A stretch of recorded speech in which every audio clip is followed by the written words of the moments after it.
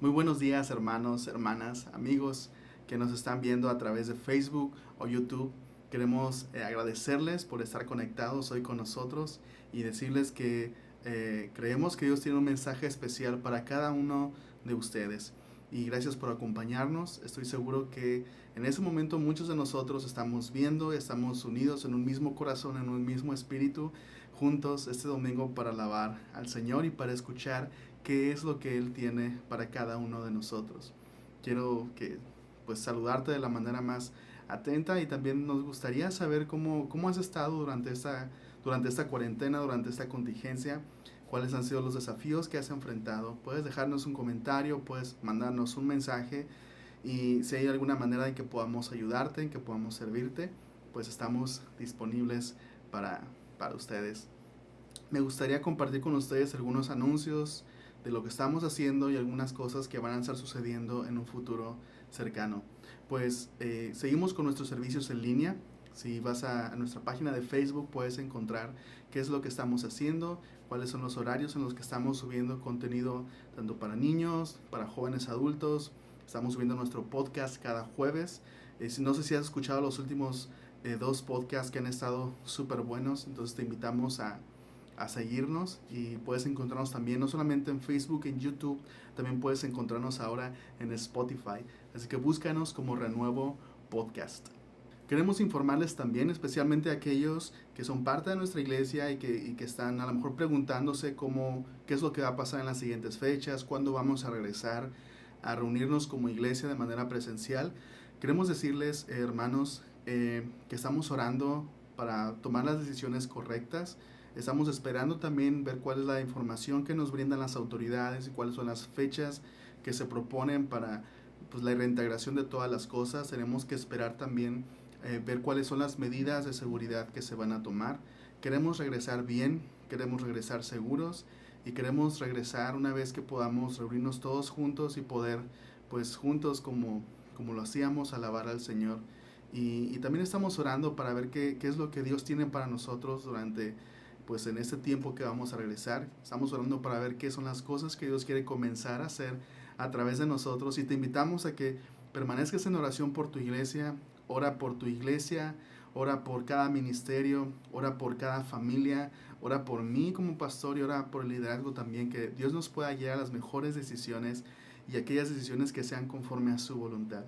Creemos que Dios tiene grandes cosas para nosotros, así que estemos en oración, asegurándonos de estar afinados conforme a su corazón. El próximo domingo será el primer domingo de junio y ya es muy rápido y han pasado muchas cosas en todo este tiempo. Y este primer domingo de junio queremos celebrar la Cena del Señor o la comunión como también la llamamos. Así que este siguiente domingo prepara los elementos de la comunión. Nosotros en la iglesia lo hacemos con galletas, lo hacemos también con jugo de uva. Entonces puedes preparar los elementos de la comunión para ti, para tu familia. Y aunque no podamos estar juntos en un mismo lugar, podemos juntos en un mismo corazón celebrar la comunión. Es algo que hacemos para recordar lo que Jesús hizo por nosotros y también para anunciar su segunda venida. Así que el próximo domingo prepárate porque juntos estaremos celebrando la comunión. Me gustaría agradecer a todos aquellos que han continuado ofrendando y diezmando. Ha sido una bendición para nosotros como iglesia. Estamos tratando de reestructurar las cosas, estamos pagando las cuentas y sobre todo las ofrendas nos ayudan a continuar con los ministerios que realizamos como iglesia y con los servicios que realizamos como iglesia. Creemos que las finanzas no solamente es algo que hacemos como para sostener la iglesia de manera material, sino que también es un aspecto de confianza en Dios. Cuando ofrendamos estamos confiando en Dios y cuando ofrendamos también estamos invirtiendo en el reino de Dios. Entonces los invitamos a continuar ofrendando, a continuar invirtiendo en el reino de Dios y poder continuar con la obra que Dios ha puesto en nuestras manos. Y estoy seguro que durante ese tiempo y también al terminar la cuarentena habrá muchas cosas que podamos hacer para continuar con lo que Dios quiere hacer a través de nosotros como iglesia en nuestra comunidad. Pues sin nada más que añadir, ¿qué te parece si juntos tomamos un tiempo para enfocarnos en Jesús, para enfocarnos en Dios, alabarlo con todo nuestro corazón y vamos a dejar que nuestro hermano Oscar nos dirija en un tiempo de alabanza? Buenos días, iglesia, bienvenidos sean a un servicio más. a su iglesia Renuevo. Vamos a comenzar a cantar unas canciones y alabar a nuestro Dios con nuestras voces y nuestra mente. Vamos a orar. Si gustas cerrar los ojos ahí en tu casa, vamos a orar. Padre, te damos gracias por este día, Dios. Gracias porque nos permites levantarnos, Dios, y nos muestras tu misericordia, Señor, aún siendo pecadores, Dios. Tú nos amas, Dios. Tu amor no cambia. Y de igual manera queremos amarte, Dios, con nuestra vida. Ayúdanos a permanecer fieles a ti y seguir adelante, Señor. En el nombre de Jesús, amén.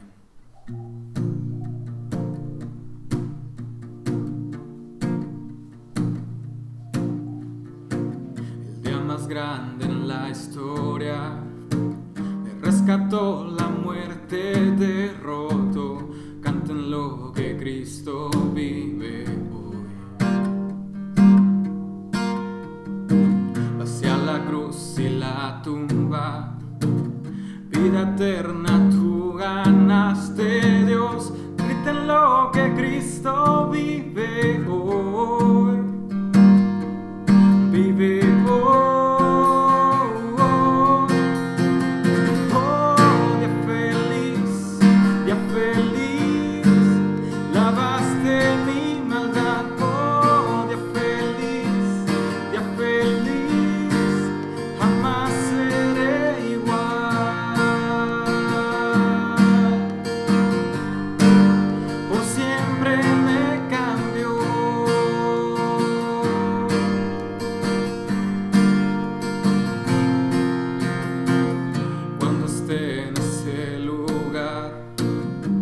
Al fin de cara frente a ti, tuyo soy y mío eres, Jesús.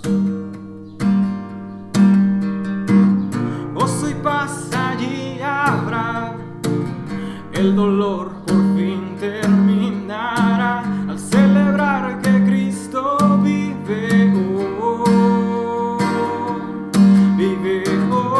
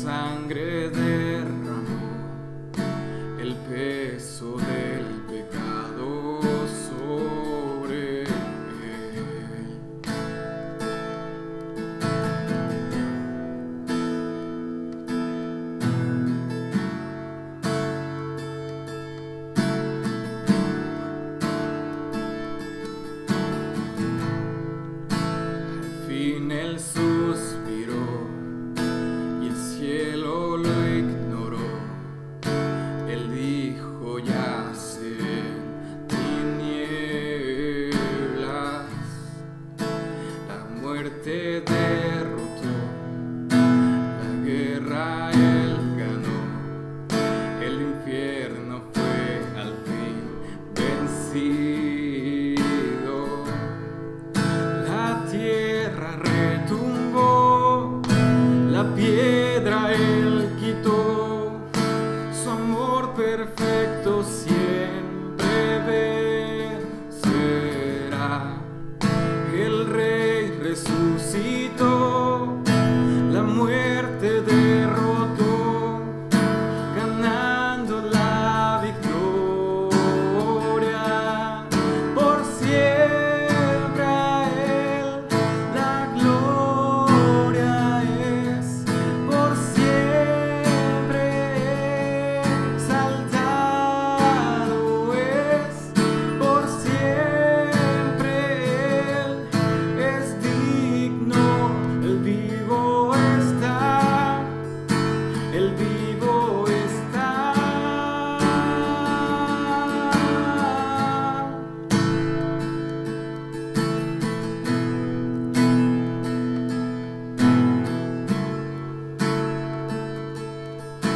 La tierra retumbó,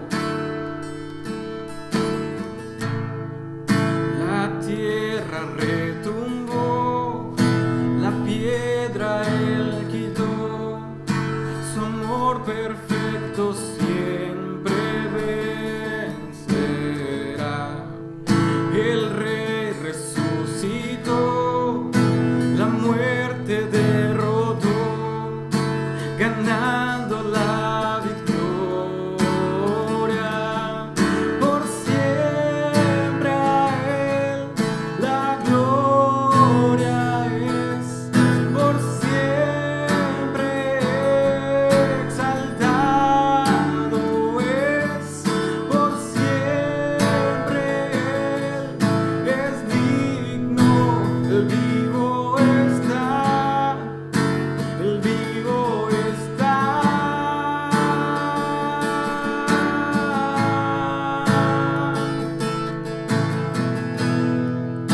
El vivo está, el vivo está.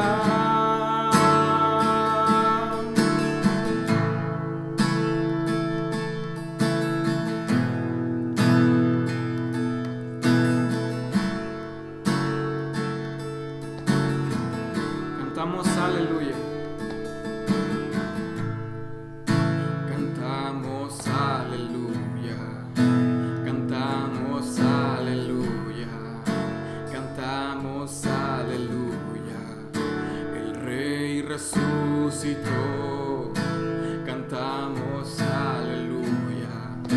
Cantamos aleluya. Cantamos aleluya. El Rey resucitó, cantamos aleluya, cantamos aleluya, cantamos aleluya. El Rey resucitó, cantamos aleluya, cantamos aleluya, cantamos aleluya. El Rey resucitó, cantamos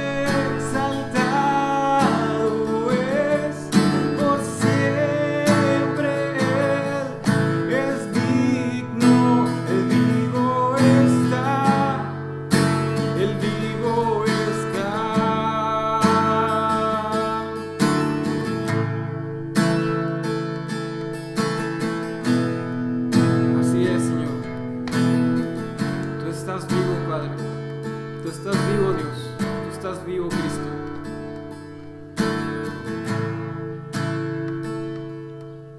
Aunque muchas personas digan que Dios está muerto, tú estás vivo, Dios. Sigues obrando día con día en los corazones de las personas, haciendo milagros. Queremos darte las gracias por eso, por lo que haces por nosotros. Queremos exaltarte y darte la gloria por siempre, Dios. En el nombre de Jesús. Amén.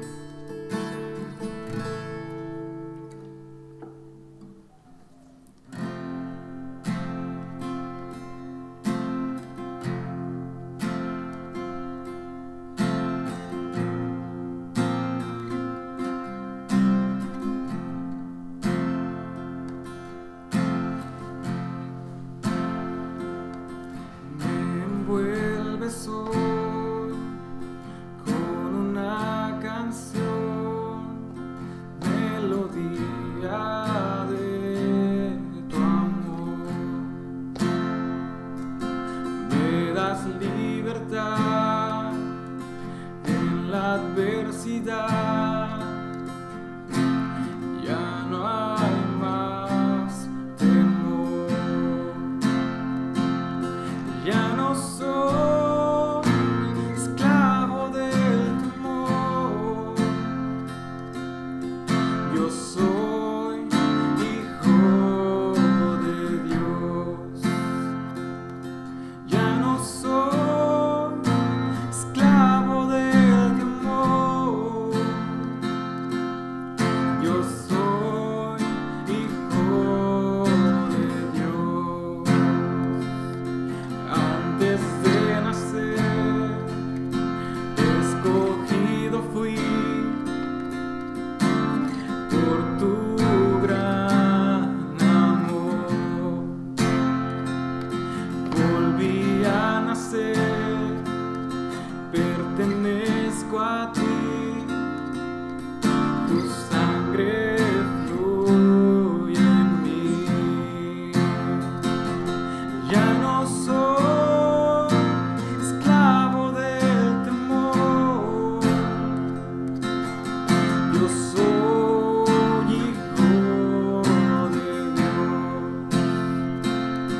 Ya no soy esclavo del temor. Yo soy hijo de Dios. Ya no soy esclavo del temor. Yo soy hijo de Dios. Ya no soy esclavo del temor. Yo soy hijo de Dios.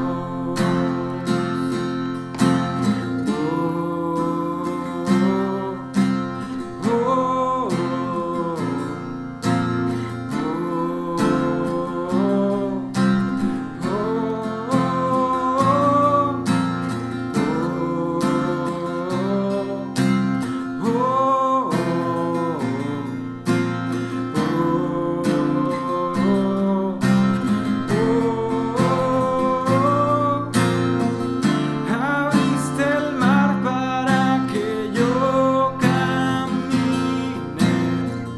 Tu amor ahogó todo el temor. Me rescataste y hoy cantaré. Yo soy hijo de Dios. Abriste el mar para que yo camine. Tu amor ahogó todo el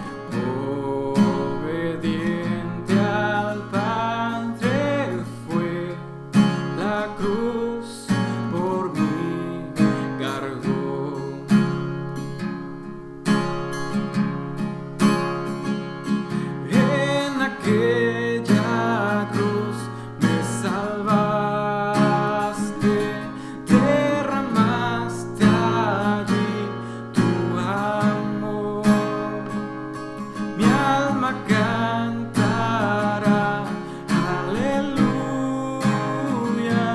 gloria y honra a ti, Señor.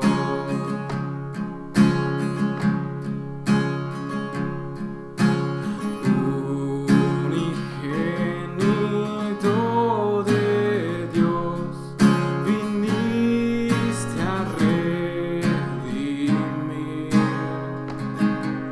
y perdonar a todo aquel que se acerca a ti. En aquella cruz, en aquella cruz me salvaste, derramaste allí tu amor. Mi alma cantará, aleluya, gloria y honra a ti, Señor.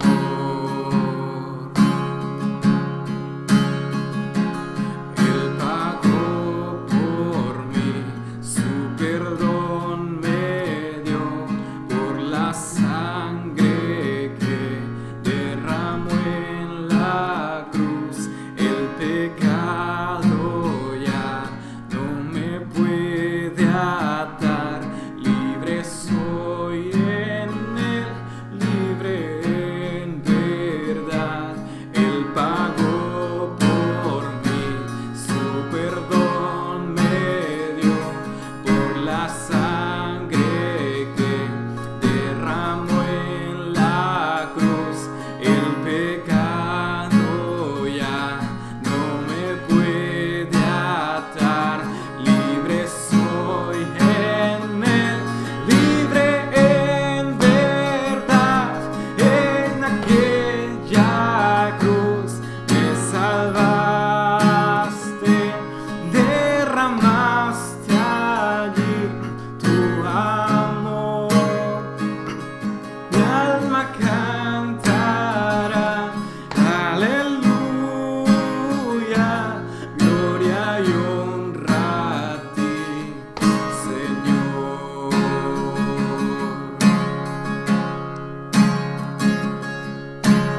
A la muerte él venció, la tumba abierta está. Aleluya al Salvador, Jesús resucitó. En aquella cruz me salvaste, derramaste allí tu amor. Mi alma cantará, aleluya, gloria y honra a ti, Señor. En aquella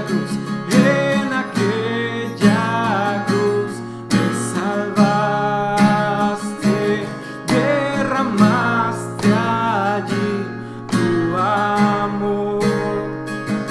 Mi alma cantará, aleluya, gloria y honra a ti, Señor.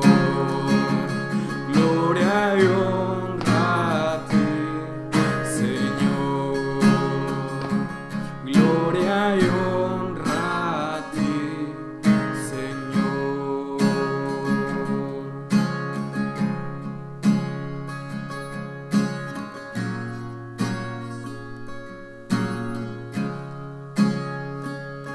Señor, lo que hiciste en aquella cruz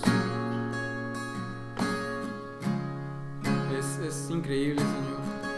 Cómo nos amas tanto, Dios, que diste la vida de tu Hijo por nosotros.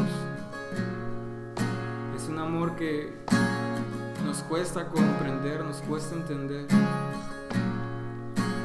Pero tú lo has hecho, Señor. Tú lo hiciste. Ayúdanos a amarte de la misma manera, entregando nuestras vidas. En el nombre de Jesús oramos. Amén. Últimamente las noticias que vemos en redes sociales y lo que vemos que está sucediendo alrededor del mundo causa mucha conmoción en muchas personas y nos hace preguntarnos si acaso es posible tener justicia en nuestros días, si acaso es posible tener justicia en nuestros gobiernos, tener justicia en nuestros tiempos, en nuestras ciudades, porque pareciera que es algo que cada vez se está perdiendo más. Y escuchamos de casos y de repente hay uno que otro evento que sacude de alguna manera nuestros corazones y nos hace preguntarnos, bueno, ¿qué es lo que podemos esperar del mundo? ¿En verdad podemos esperar justicia en nuestro país, justicia en nuestro gobierno? ¿Y cuál es el plan de Dios en medio de todo esto? ¿Cómo Dios influye o cómo Dios actúa o qué es lo que cómo Dios responde en medio de todas estas situaciones? Y es importante que como cristianos, que como iglesia comprendamos que Dios tiene un plan. Y también es importante que comprendamos cómo como iglesia encajamos dentro de ese plan. Hace algunas semanas estudiábamos acerca del sufrimiento y de la esperanza. Y hablábamos acerca de cómo Dios tiene un plan para terminar el sufrimiento y cómo incluso en medio de estos tiempos Dios tiene un plan para que su iglesia sea una luz en el mundo y sea la sal en la tierra. Y creo que como iglesia somos parte fundamental de nuestra comunidad. Y a pesar de que en algunas ocasiones tal vez hemos fallado como iglesia en comprender el papel tan importante que Dios nos ha dado en medio de nuestra ciudad, en medio de nuestras comunidades, creo que es importante que comencemos a recuperar el propósito que Dios nos ha dado como iglesia, qué es lo que significa ser luz, qué es lo que significa ser sal de la tierra y cómo podemos traer el evangelio a nuestra ciudad, no solamente al predicarlo, sino también al vivirlo, también al ponerlo en práctica y poder ayudar a que el reino de Dios pueda ser visto en medio de nuestra ciudad, en medio de nuestra comunidad. Y creo que el mensaje de hoy va a hablarnos con respecto a esto. Hemos comenzado una serie que se llama Las últimas palabras de Jesús y en ellas estamos viendo algunas cosas que Jesús les dijo a sus discípulos antes de ser arrestado y antes de morir en una cruz. Y sabemos que no son sus últimas palabras estando aquí en la tierra, pero por lo menos son las últimas palabras antes de ser crucificado. Y creemos que son palabras sumamente importantes, que Jesús habló en intimidad con sus discípulos, con aquel grupo de personas que habían decidido seguirlo y que estaban comprometidos en ser como su maestro. Y creo que esas palabras son especiales y son significativas especialmente para nosotros como iglesia, como seguidores de Jesús.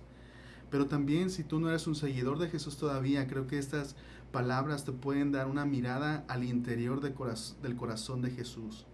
¿Qué es lo que Jesús tenía pensado para la iglesia en aquel tiempo? Antes de que existiera la iglesia como tal, ¿cuál era el propósito que Jesús tenía para la iglesia? Y cómo Jesús dijo que la iglesia iba a ser y cómo iba a crecer y qué es lo que lo haría realmente ser la iglesia. ¿Qué es lo que haría realmente a un discípulo de Jesús ser un discípulo de Jesús? Creo que en nuestros días la palabra cristiano o cristianismo se ha desvalorado mucho y creo que hay muchas razones para esto, razones buenas, razones malas, razones con muchos fundamentos y razones sin muchos fundamentos, pero creo que como iglesia debemos aceptar parte de esa responsabilidad. Y creo que no es tarde para poder recuperar lo que significa ser un discípulo de Jesús. Y el mensaje de hoy se titula Permanezcan en mí. Y en esta frase he resumido pues lo que es el tema principal, uno de los temas principales del capítulo 15 del Evangelio de Juan, que es el Evangelio en el que estamos ahorita. Juan capítulo 15. Me gustaría que fuéramos a Juan capítulo 15. Si tienes tu Biblia abierta, ábrela en Juan capítulo 15. Voy a estar leyendo la Nueva Traducción Viviente. Entonces a lo mejor tú tienes otra versión. Yo voy a estar leyendo la Nueva Traducción Viviente. Voy a leer los versículos del 1 al 8. Juan 15, versículos del 1 al 8. Y luego vamos a ver qué es lo que nos está diciendo Jesús. Estas son palabras de Jesús. Yo soy la vid verdadera y mi Padre es el labrador. Él corta de mí toda rama que no produce fruto y poda las ramas que sí dan fruto para que den aún más. Ustedes ya han sido podados y purificados por el mensaje que les di. Permanezcan en mí y yo permaneceré en ustedes. Pues una rama no puede producir frutos si la cortan de la vid, y ustedes tampoco pueden ser fructíferos a menos que permanezcan en mí. Ciertamente yo soy la vid, ustedes son las ramas. Los que permanecen en mí y yo en ellos producirán mucho fruto, porque separados de mí no pueden hacer nada. El que no permanece en mí es desechado como una rama inútil y se seca. Todas esas ramas se juntan en un montón para quemarlas en el fuego. Si ustedes permanecen en mí y mis palabras permanecen en ustedes, pueden pedir todo lo que quieran y les será concedido. Cuando producen mucho fruto, demuestran que son mis verdaderos discípulos. Eso le da mucha gloria a mi Padre. Jesús comienza a poner una imagen y Jesús dice, yo soy la vid verdadera. Ok, podemos preguntarnos, ¿qué es la vid o qué significa la imagen de la vid? Bueno, la vid o una viña es una planta que produce la uva. Se considera también que es un género con numerosas especies. Y en aquellos tiempos, en los tiempos bíblicos, incluso en el Antiguo Testamento, en el Nuevo Testamento, era una planta común de aquella región, de aquellas regiones, en los tiempos bíblicos. Y constantemente vemos en la Biblia referencias a la vid, o referencias a la viña, o referencias a la uva, porque era algo común. Si la Biblia se hubiera escrito en un contexto paseño, tal vez Jesús hubiera dicho, yo soy el árbol de ciruela, o como dirían algunos paseños, ¿no? Yo soy el árbol de ciruela, ustedes son las ramas, ¿no? En la Biblia podemos encontrar entonces mucha información de las viñas, porque era algo común en aquellos tiempos. Cuando escuchamos estas palabras de Jesús, obviamente creo que es importante ver el contexto. Y creo que para lo que vamos a ver hoy es importante asumir que cuando Jesús estaba usando esta ilustración, estaba pensando también en lo que significaba en el contexto del Antiguo Testamento, porque se había usado esta imagen para representar a la nación de Israel. Y vamos a ver algunos versículos, por ejemplo, como el Salmo 80, versículos del 8 al 9. Dice así, Salmo 80 del 8 al 9. Nos sacaste de Egipto como a una vid, expulsaste a las naciones paganas y nos trasplantaste a tu tierra. Limpiaste el terreno para nosotros y echamos raíces y llenamos la tierra. Otro versículo es Isaías 5 del 1 al 2. Isaías 5 del 1 al 2. Ahora cantaré para aquel a quien amo con un canto acerca de su viña. Mi amado tenía una viña en una colina rica y fértil. Está hablando acerca de Dios. Aró la tierra, le quitó las piedras y sembró en ella las mejores vides. En medio de su viña construyó una torre de vigilancia y talló un lagar en las rocas cercanas. Luego esperó una cosecha de uvas dulces, pero las uvas que crecieron eran amargas. Las imágenes de la vid en el Antiguo Testamento son imágenes que están llenas de algo negativo, porque nos muestran el amor y el cuidado de Dios para el pueblo de Israel, pero también nos muestran que el pueblo de Israel fracasó en producir el fruto que Dios esperaba que produjeran. Jesús aquí afirma ser la vid verdadera. Y cuando lo contrastamos en relación a lo que acabamos de leer, nos damos cuenta que Jesús por eso dijo verdadera, yo soy la vid verdadera. Pero esto no significa que la nación de Israel era una vid falsa, sino que simplemente era una sombra, que la nación de Israel simplemente apuntaba a una mejor vid que iba a venir, y ese es Jesús. La vid verdadera no es una nación. La vid verdadera es una persona, y esa persona es Jesús. Jesús es la vid verdadera. Recordemos que estamos hablando de un árbol. La idea principal, una de las ideas principales de esta metáfora, y una de las cosas en las que Jesús va a profundizar y en las que Jesús va a hacer hincapié, es la importancia del fruto. Y creo que es importante que podamos comprender esto acerca del fruto, porque el fruto habla acerca de vida. Habla del flujo de vida de la vid a las ramas, del árbol hacia las ramas, de la expresión de la vid a través del fruto, porque obviamente si plantas un árbol de ciruela, va a dar ciruela, si plantas un árbol de mango, va a dar mango. Entonces, parte de la importancia del fruto, de la fruta como tal, es lo que produce. y cómo ese fruto es un fruto que obviamente produce la naturaleza de lo que es el árbol. Otra cosa acerca del fruto es que el fruto habla de utilidad. Obviamente, si plantas un árbol de mangos, esperas que des mangos. Tú esperas que el árbol de mangos. Si plantas, en este caso, una viña, tú esperas que dé uvas. Entonces, alguien que plantaba una viña, obviamente esperaba recibir un fruto de ella. Una rama que no produce fruto, entonces, es una rama inútil. Es una rama que no ha alcanzado su pleno potencial y que no está realizando aquel trabajo para el que fue plantada. Las ramas que producen fruto están alcanzando todo su potencial, están haciendo aquello para lo que fueron creadas. Curiosamente, y Jesús habla acerca de podar la vid, vamos a hablar acerca de podar casi al final del mensaje, pero curiosamente aquellas ramas que no producían frutos no significaba que eran ramas secas o que eran ramas feas. Incluso a veces las ramas que no producían fruto, incluso eran ramas que producían muchas hojas verdes.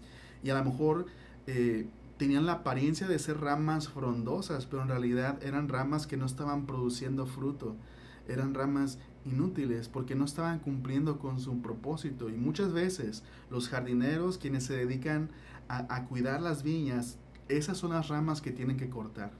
Ramas que están absorbiendo vida del árbol, pero que no están dando el fruto el cual se espera. Y es parte de la idea de lo que Jesús está hablando acerca del fruto. Y podemos preguntarnos entonces, ¿qué es entonces lo que Dios espera de su viña? ¿Qué es lo que Jesús espera como el fruto de sus discípulos, el fruto de aquellas personas que confían en Él? Y vamos una vez más a regresar al pasaje en Isaías. Vamos a leer el versículo 7, Isaías 5:7. Porque nos habla acerca de este fruto que Dios estaba esperando. Isaías 5:7. La nación de Israel es la viña del Señor, de los ejércitos celestiales. El pueblo de Judá es su agradable huerto.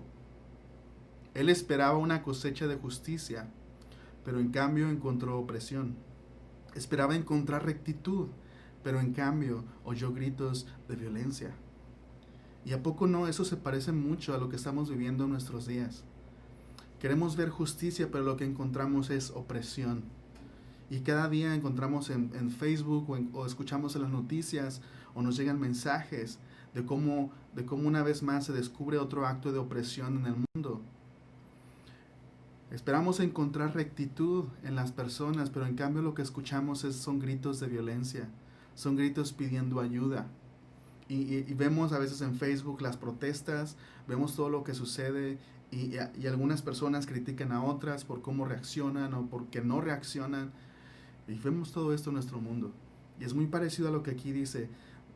El Señor plantó una viña al pueblo de Israel. Y Dios esperaba que el pueblo de Israel fuera para las demás naciones un ejemplo de lo que es una nación bajo el reinado de Dios. Una nación de justicia, una nación de rectitud. Pero dice que cuando Dios plantó esta viña, aunque esperaba recibir un fruto dulce, lo que encontró fue un fruto amargo. Y tenemos que preguntarnos si nosotros en esos tiempos no somos un fruto amargo, como iglesia, como ramas conectadas a la vid. ¿Qué significa rectitud? No me gustaría dejar esos conceptos así al aire nada más. ¿Qué significa rectitud? Yo lo definiría como llevar una vida justa y una vida de bondad. Podríamos definirlo como el amor por el prójimo. Eso es lo que significa rectitud. Amor por el prójimo expresado en cómo vivo, en cómo dirijo mi vida. No solamente implica no hacer daño a nadie, porque si le preguntas a muchas personas qué significa ser una buena persona, es, bueno, lo que hagas, simplemente hazlo y no le hagas daño a nadie. Pero la rectitud no es solamente no hacer daño a nadie, sino la rectitud es hacer el bien a otras personas.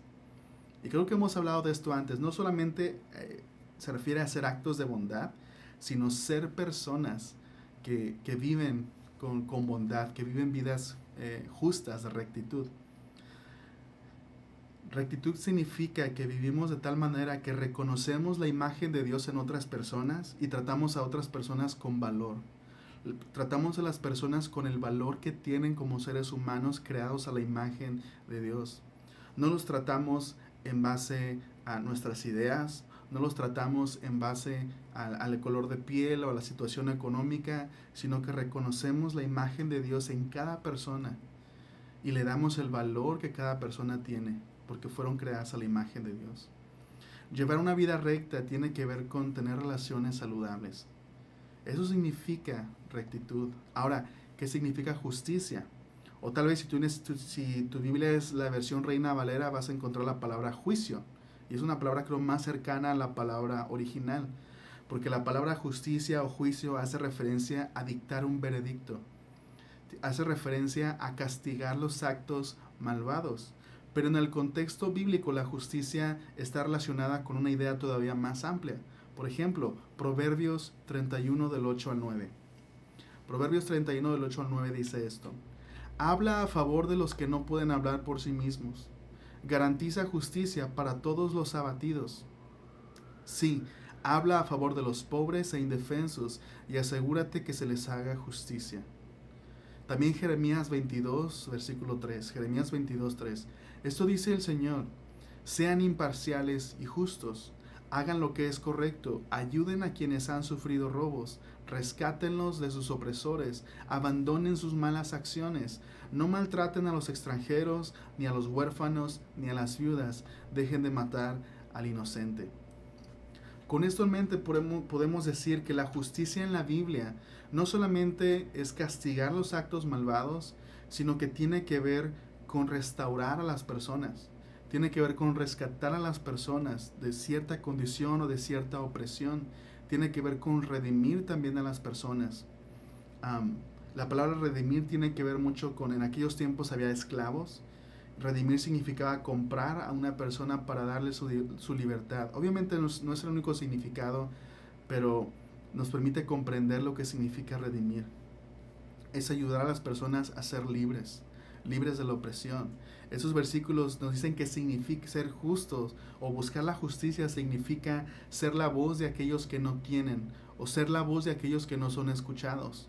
Significa luchar por los oprimidos, aquellos a los que no se les ha hecho justicia.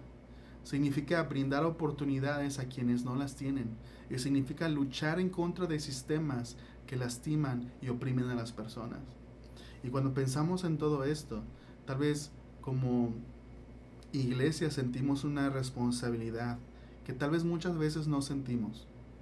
Porque la mayoría de las veces creo que, y no creo que es algo malo, pero creo que es algo que puede dejarnos con una vista incompleta. A veces nos preocupamos solamente por a veces pensamos que lo más importante es el alma de las personas y que como iglesia somos llamados a salvar almas. Y a veces olvidamos esta parte de la justicia, que hay personas que están siendo oprimidas y que hay personas a las que no se les ha hecho justicia y que hay personas que no tienen oportunidades y que hay personas sufriendo y que hay personas que por más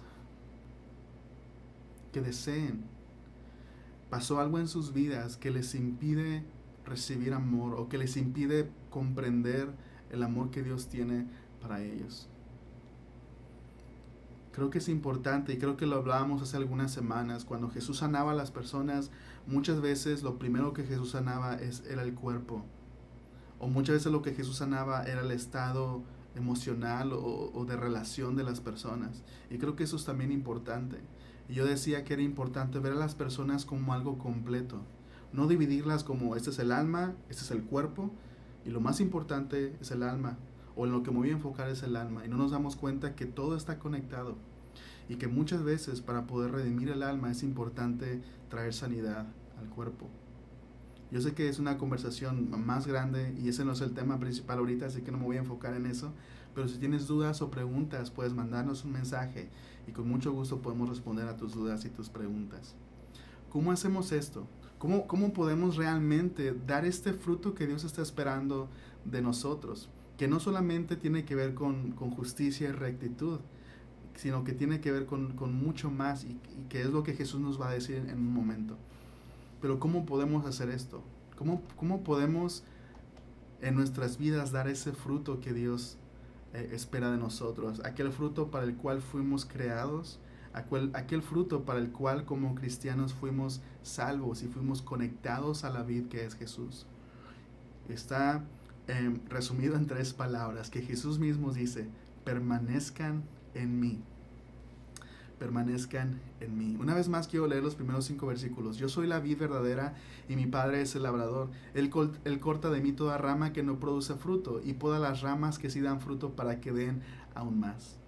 Ustedes ya han sido podados y purificados por el mensaje que les di. Permanezcan en mí y yo permaneceré en ustedes. Pues una rama no puede producir frutos si la cortan de la vid, y ustedes tampoco pueden ser fructíferos a menos que permanezcan en mí. Ciertamente yo soy la vid y ustedes son las ramas. Los que permanecen en mí y yo en ellos producirán mucho fruto, porque separados de mí no pueden hacer nada. Jesús dice: yo soy la vid verdadera. Y veamos un poco de esto al respecto. Ser parte de la nación de Israel no produce una vida de amor y justicia. Tenemos toda la historia del pueblo de Israel, la historia del Antiguo Testamento, que nos demuestra que mientras Dios esperaba encontrar un fruto de justicia y de rectitud, y a pesar de que en algunas ocasiones ese fruto se dio a través de ciertas personas, no fue nunca de una manera comunitaria como nación. Fallaron en dar ese fruto de justicia y de rectitud. Ahora, ser parte de una iglesia tampoco produce automáticamente una vida de amor y de justicia. Y creo que tenemos suficiente evidencia para eso. Y a lo mejor muchos de ustedes se alejaron de la iglesia porque tenían un familiar, una persona que iba a la iglesia, y tú veías su vida y decías: no veo esa integridad, o no veo esa relación, porque dice ser una cosa pero actúa de otra manera. Entonces, el simple hecho de ser parte de una iglesia no produce en tu vida rectitud y justicia. Jesús dice: yo soy la vid verdadera. La nación de Israel solamente era una sombra, pero yo soy la vid verdadera. Yo soy el árbol al que tienen que estar conectados, y si están conectados en mí, entonces pueden producir fruto. Y lo que Jesús está diciendo es que se trata de una relación personal con una persona, y esa persona es Jesús. Para poder producir un fruto de justicia necesitas una relación personal con alguien que es recto y que es justo. Jesús dijo: permanezcan en mí y yo permaneceré en ustedes. Y habíamos visto cómo esta expresión hablaba de una relación íntima, una relación inseparable, donde Él está en nosotros y nosotros estamos en Él. E implica esta relación, porque Jesús está diciendo 2 cosas. Está diciendo: permanezcan en mí y yo permaneceré en ustedes. Implica disciplina, pero también implica dependencia. Permanezcan y yo permaneceré. Jesús nos da una instrucción: permanezcan en mí. Es decir, requiere algo de nosotros. Hay algo que tenemos que hacer. Hay un rol que tenemos que cumplir. Hay algo que se espera de nosotros para poder permanecer. Requiere intención y requiere disciplina. Permanezcan en mí era otra manera de Jesús de decir: síganme, o continúen siguiéndome. Continúen siendo mis discípulos todavía. Requiere intención y requiere disciplina. Jesús también nos hace una promesa, porque dice: y yo permaneceré en ustedes. Es decir, eso es algo que le corresponde a Él, que Él va a hacer en nosotros. Tenemos que también depender de la obra de Jesús en nosotros, en nuestros corazones. Y vemos esas 2 cosas que yo estoy definiendo ahorita como disciplina y dependencia. Disciplina y dependencia. Y ambas cosas tienen que estar presentes, porque la una sin la otra crea problemas. Disciplina sin dependencia puede llevarnos a una vida llena de actividad, pero vacía de Dios. Lo voy a decir una vez más. Disciplina sin dependencia de Dios puede llevarnos a una vida llena de actividades, pero vacía de Dios. Y tarde o temprano nos vamos a cansar, nos vamos a quemar. Tarde o temprano nos vamos a quemar, nos vamos a cansar, nos vamos a frustrar. Porque a pesar de que estamos llenos de actividades, estamos vacíos de Jesús. Ahora, dependencia sin disciplina puede llevar a una vida pasiva y a una vida infructífera. Puede llevarnos a ser personas que dicen: voy a orar para que Dios me ayude a quitar esto, pero nunca hacemos nada para poder quitarlo. O voy a orar para poder hacer esto, y nunca en realidad comenzamos a hacer nada. Entonces ambas cosas tienen que estar presentes, disciplina y dependencia. Jesús dijo, permanezcan en mí y yo permaneceré en ustedes. Entonces tenemos la gran pregunta, ¿cómo permanecemos? ¿Cómo permanecemos en Jesús? Como decía, permanecer en mí es otra manera de Jesús de decir, sígueme, continúa siguiéndome cada día. Y una de las formas en las que permanecemos en Jesús es obedeciendo su palabra, siendo obedientes. Seguir a Jesús significa ir a donde Él va, estar donde Él está, hacer lo que Él hace, hacer lo que Él nos dice. Y tiene que ver con su palabra. En la palabra de Dios encontramos muchas instrucciones, muchas cosas generales que podemos hacer, y también encontramos cosas específicas a las que el Espíritu Santo nos va a guiar cada día. Recordemos que la semana pasada Sebastián hablaba acerca del Espíritu Santo, que nos guía a toda la verdad, que nos recuerda todo lo que Jesús nos ha dicho. Entonces tiene que ver con cultivar esta relación con Dios, tiene que ver con exponernos a su palabra, pero también tiene que ver con tener una vida de oración, y Jesús lo va a decir más adelante. Pidan todo lo que quieran en mi nombre y el Padre se los va a dar. Si permanecen en mí, yo permanezco en ustedes, pidan todo lo que quieran. Obviamente se está refiriendo a pedir de acuerdo a su voluntad, porque está hablando de personas que permanecen en Él. Otra manera de permanecer en Dios es a través de su palabra, y creo que a través de su palabra también, pero incluso a través de otros medios, algo que hace Dios con nosotros, porque recordemos, Jesús es la vid y el Padre es el labrador, el Padre es el jardinero, el Padre es quien cuida a la vid. Dice, mi Padre poda, primero corta toda rama que no da fruto y poda aquellas que sí están dando fruto para que puedan dar más fruto. Dios nos poda a través de su palabra, Dios nos poda a través de la verdad, Dios nos poda a través de otras personas, Dios nos confronta con nuestro pecado, Dios nos confronta con las mentiras que todavía creemos en nuestro corazón acerca de quién es Él, acerca de quiénes somos nosotros. Y Dios nos permite crecer a través de eso. Y el proceso de poda no es fácil. El proceso de poda a veces es doloroso. El hecho de que Dios te confronte con algo malo en tu vida, con algo que está a lo mejor estorbando tu crecimiento, y Dios tiene que cortarlo. Es un proceso difícil, es un proceso doloroso, pero es parte del proceso de permanecer en Jesús. La poda, el dejar que Dios quite esas cosas que no sirven.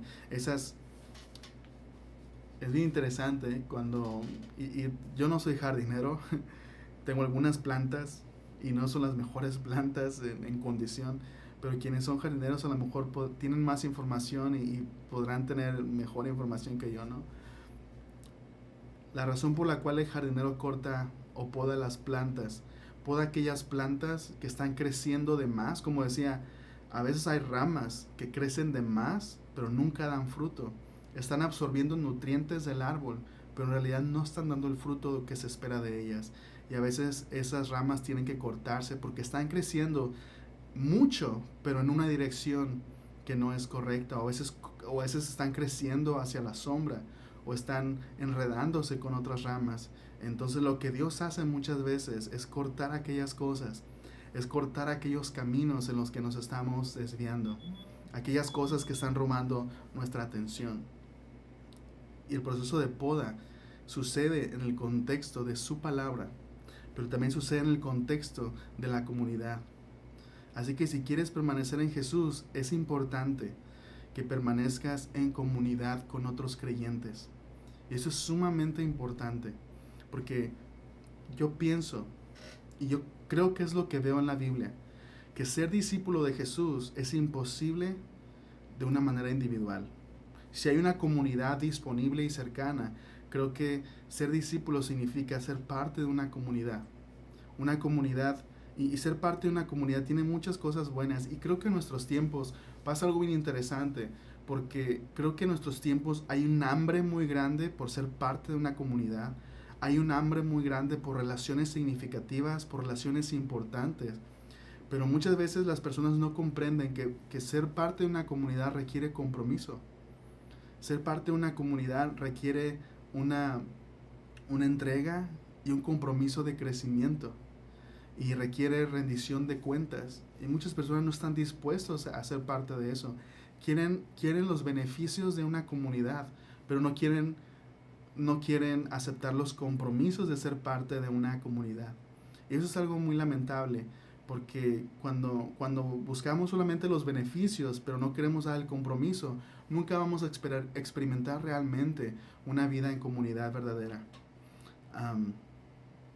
Yo recuerdo que yo tenía amigos,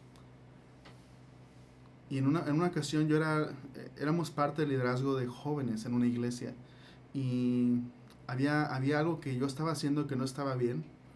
Yo recuerdo que en una ocasión iba en el carro con una amiga, ella iba manejando y me dijo: en esto tengo que decirte algo. Esto que estás haciendo no está bien. Creo que no se ve bien, y tal vez esto que estás haciendo no tiene nada de malo, pero se ve mal. Tu testimonio está siendo dañado por eso que estás haciendo. Fue duro. Muchas veces no nos gusta que nos digan algo que sabemos que es cierto y que sabemos que está mal.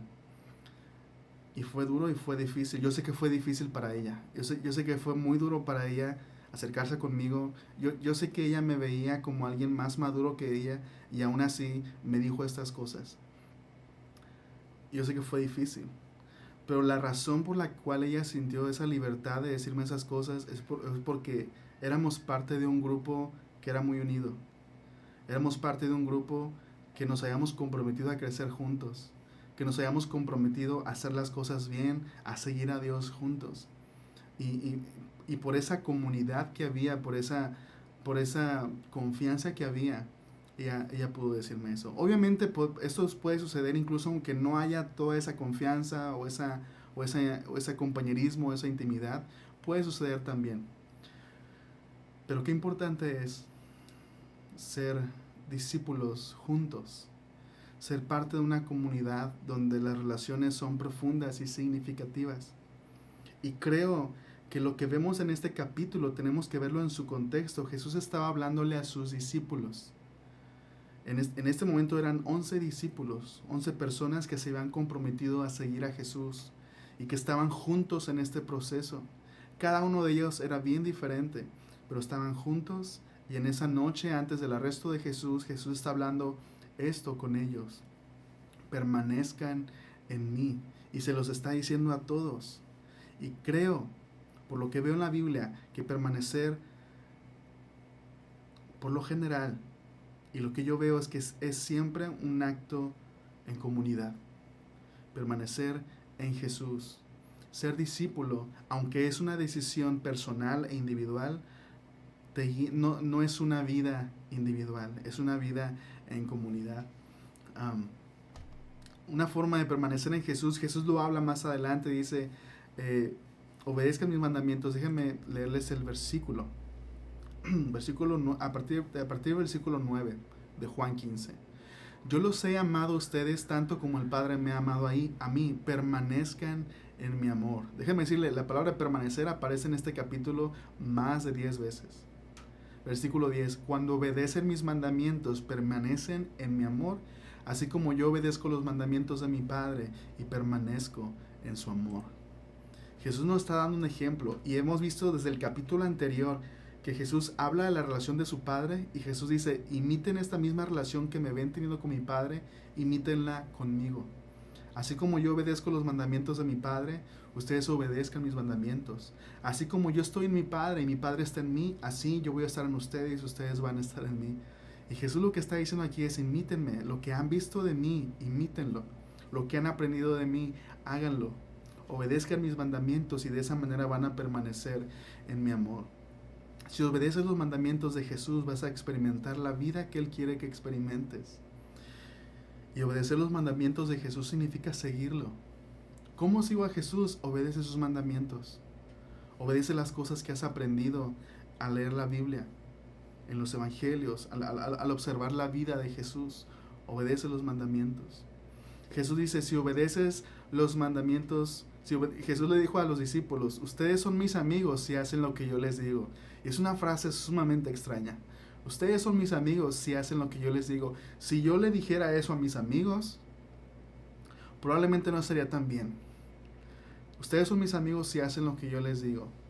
Y algunos podrían pensar, qué egoísta, qué egocéntrico es Jesús. ¿Cómo puede decirle a sus amigos, si ustedes son mis amigos si hacen lo que yo les digo? Qué egoísta.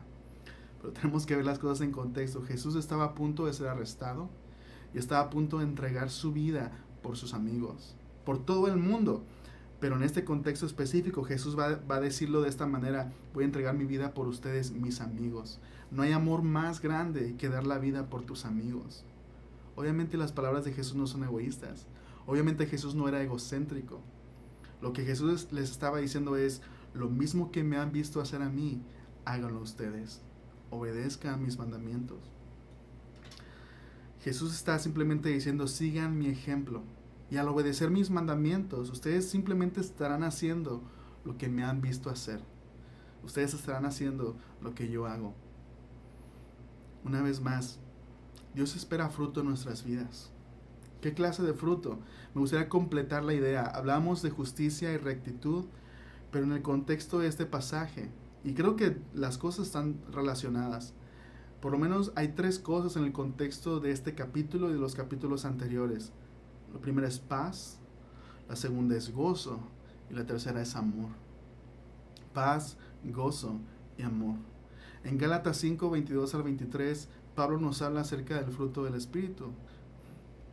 Pero el fruto del Espíritu, dice, es amor, gozo, paz, paciencia, benignidad, bondad, fe, mansedumbre y templanza.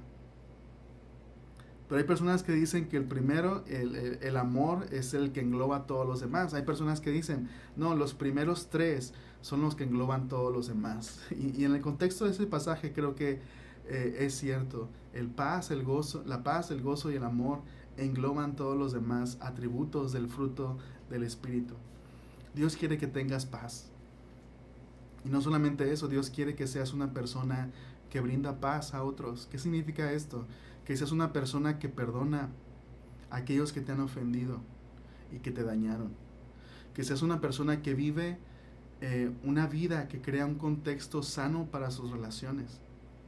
Que seas una persona que no es guiada por la ansiedad, que no es guiada por el temor, sino que seas una persona que tiene paz. Una paz que no viene de las circunstancias, sino una paz que viene de Dios. De ver la vida con nuevos ojos. Y eso nos lleva también al gozo. Dios quiere que tengas gozo y brindes gozo. Y me gusta cómo Jesús habla del gozo en este pasaje. En el versículo 11 Jesús dice: les he dicho estas cosas para que se llenen de mi gozo. Es decir, viene de Jesús. Así es, dice Jesús, desbordarán de gozo. ¿Qué es lo que pasa con un vaso que se desborda de agua? Se derrama y moja todas las demás cosas. Y así es lo que pasa con nosotros. El hecho de desbordar de gozo es que somos personas, Dios quiere que seamos personas cuyo gozo puede ser visto por otros y puede ser disfrutado por otros, el gozo que nosotros tenemos. Siento que tengo que hacer una nota aquí. No significa necesariamente que tienes que ser una persona extrovertida y que siempre te estás riendo y que siempre estás alegre y que no eres afectado por ninguna circunstancia. No creo que se refiera a eso. Muchos de nosotros experimentamos momentos de tristeza y momentos de desánimo. He platicado con muchos cristianos que se sienten culpables e incluso piensan que están pecando al no poder experimentar gozo. Hay una canción que dice: ¿cómo puede estar triste un corazón que teme a Cristo? Y muchos se sienten culpables porque experimentan momentos de tristeza y momentos de depresión y momentos de soledad. Y déjame decirte que no debes sentirte culpable. El gozo no significa que siempre vamos a estar alegres, que siempre vamos a estar contentos y que nunca vamos a tener momentos bajos. Eso no es cierto, eso no es lo que vemos en la Biblia. Si lees los Salmos te vas a poder dar cuenta que incluso aquellos que confían en Dios pueden experimentar momentos tristes y de soledad. Si estás pasando por esto, te entiendo. En serio te entiendo mucho. Esos días incluso de cuarentena han sido muy difíciles. Y creo que muchas personas han experimentado depresión y muchas personas han experimentado soledad. Entonces no te sientas culpable por nada de esto. Y si necesitas platicar con alguien, si necesitas ayuda, puedes mandarnos un mensaje y estaremos agradecidos y contentos y honrados de que podamos ayudarte en algo. Entonces, puedes mandarnos un mensaje y nos ponemos en contacto contigo. Cuando permanecemos en Jesús, vamos a poder experimentar un gozo que Él tiene para nosotros, y un gozo que es interno, que tiene que ver con ver la vida con nuevos ojos. Finalmente, Dios quiere que tengas amor y que brindes amor a otros. Yo creo que los discípulos, y si recordamos el capítulo 14, cómo comienza el capítulo 14, Juan nos dice, Jesús había amado a sus discípulos durante todo el tiempo que estuvo con ellos y ahora los amó hasta el final. Entonces, en los discípulos no había ninguna duda del amor de Jesús por ellos. Y eso es bien importante porque personas amadas pueden amar a otros. Jesús quiere que tengas amor, Jesús quiere que te sientas amado, que conozcas el amor que Él tiene por ti, que Él tiene para ti, y que tú puedas también brindar esa clase de amor. Jesús estaba a punto de dar su vida por sus amigos. Jesús estaba poniendo el ejemplo de lo que es el amor en acción, un ejemplo para nosotros. El amor es sacrificial, el amor sirve a otros, el amor busca el beneficio de otros. El amor no ama por la respuesta que va a obtener, sino ama por el beneficio para la persona que lo va a recibir. Eso es el amor. Y eso es el ejemplo que Jesús nos puso. Y Dios quiere que tú tengas estas cosas.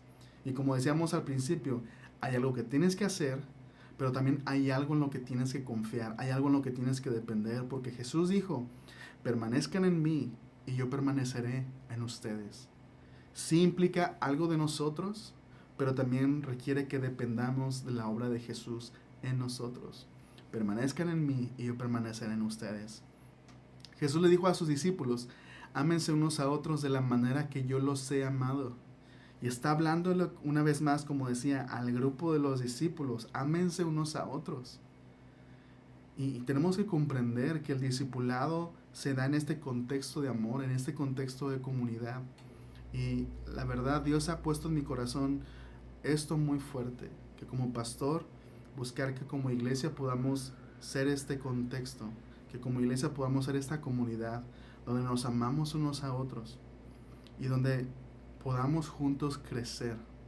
Todos somos imperfectos, no hay ninguno de nosotros, hermanos, que sea perfecto. Todos tenemos errores, todos estamos batallando con algo, todos tenemos relaciones difíciles, incluso en nuestra familia, todos estamos luchando todavía con pecado.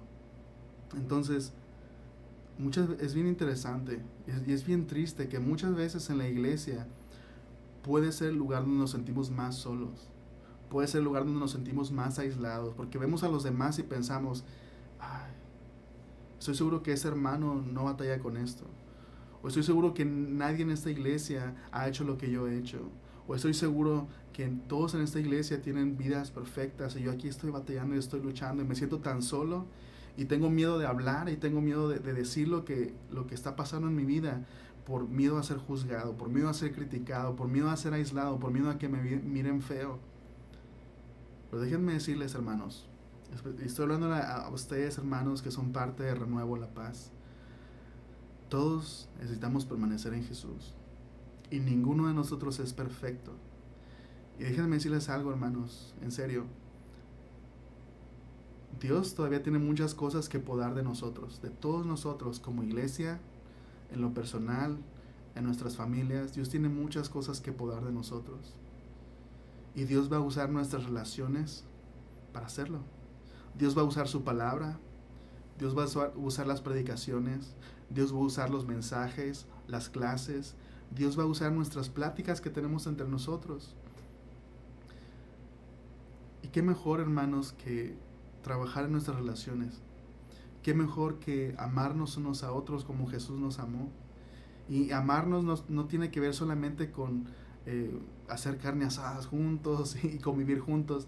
También tiene que ver con ayudarnos, con animarnos, con llamarnos, con mandarnos un mensaje. Tiene que ver con amonestarnos unos a otros en amor. Si vemos algo mal en otro hermano, acercarnos a ese hermano en lo personal, en lo individual y platicar. Necesitamos crecer juntos.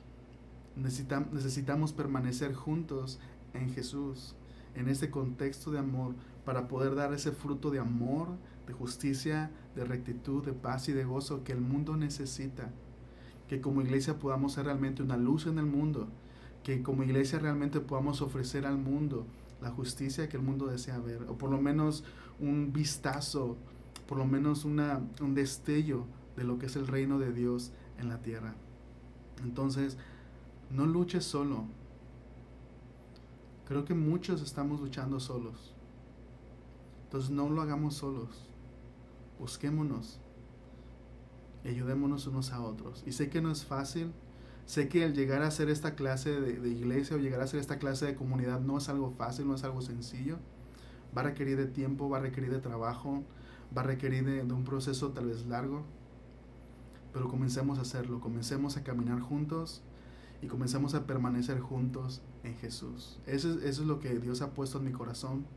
Y yo sé que muchos de ustedes han estado hambrientos por eso, por tener esta comunidad de amor, donde podamos juntos crecer, donde podamos juntos dejar que Dios nos pode hasta llegar a ser esas ramas que Dios quiere ver, esas ramas fructíferas que le dan gloria a Dios. Porque ese es el final de todo, hermanos. El propósito y la meta de todo es darle gloria a Dios. Y Jesús lo dijo, versículo 8, cuando producen mucho fruto. Y el fruto, una vez más, es el carácter de Jesús. Si plantas un árbol de mango, ¿qué esperas? Mangos. Si plantas un árbol de ciruela, ¿qué esperas? Ciruela, ¿no? Si plantas un árbol de Jesús, ¿qué es lo que esperas ver? Jesús. El carácter de Jesús en cada una de las ramas. El carácter de Jesús en cada uno de sus discípulos. Eso es lo que Dios espera. Y cuando nosotros podamos estar en este proceso, déjenme decirles, hermanos, eso le va a dar mucha gloria a Dios. ¿Qué significa? Que vamos a hacer el nombre de Dios famoso. Por lo que las personas pueden ver en nosotros, por lo que las personas pueden ver en la iglesia como comunidad, pero también en cada uno de nuestras vidas, en el trabajo, en la escuela, con nuestros amigos, con nuestros vecinos. Un carácter como el de Jesús. Y eso va a levantar el nombre de Dios en lo más alto. Y muchas personas se van a acercar y van a decir, yo quiero ese mismo fruto. Yo quiero eso. ¿Cómo puedo tenerlo? ¿Cómo puedo dejar que mi vida sea así? Y vamos a decirles, es Jesús. Es una relación personal con Jesús. Conéctate a Jesús. Conoce a Jesús. Acéptalo como tu Señor, como tu Salvador. Y vas a poder disfrutar de una vida, de una relación con Él, donde vas a ser transformado a su imagen. Así que los animo, hermanos, a continuar, a permanecer, no se rindan, sigan adelante. Y a pesar de que sientan que están muy lejos o que han esperado mucho tiempo y que Dios tal vez está enojado y que hay muchas cosas que van a tener que hacer antes de llegar a Él, no se dejen llevar por esas mentiras. Sigamos a Jesús. Y estás a una oración de distancia de Dios. Siempre estás a una oración de distancia. Así que en este momento déjame orar por ustedes. Y déjenme orar por este mensaje que Dios ha traído a nosotros. Que podamos ponerlo en práctica. Señor, te damos gracias por tu palabra. Porque nos redarguye, porque nos enseña, porque nos instruye, porque nos corrige, Señor. Y nos lleva a la verdad. Queremos ser esas ramas fructíferas y queremos, Señor, poder poner tu nombre en alto. Así que ayúdanos a tener la disciplina, a poder hacer aquellas cosas que nos corresponden, pero también, Padre, ayúdanos a depender de Jesús, a depender de tu obra en nosotros y a buscarte cada día en oración, en tu palabra y en comunidad con otros hermanos. Te lo pedimos en nombre de Jesús. Amén. Quiero agradecerles por permitirme este tiempo entrar a sus hogares, entrar a sus celulares, a sus televisiones, y estoy seguro que Dios tiene grandes planes para nosotros y comienza con permanecer en Él. Así que pues gracias por ese tiempo, que Dios los bendiga y seguimos en contacto. Hasta la próxima.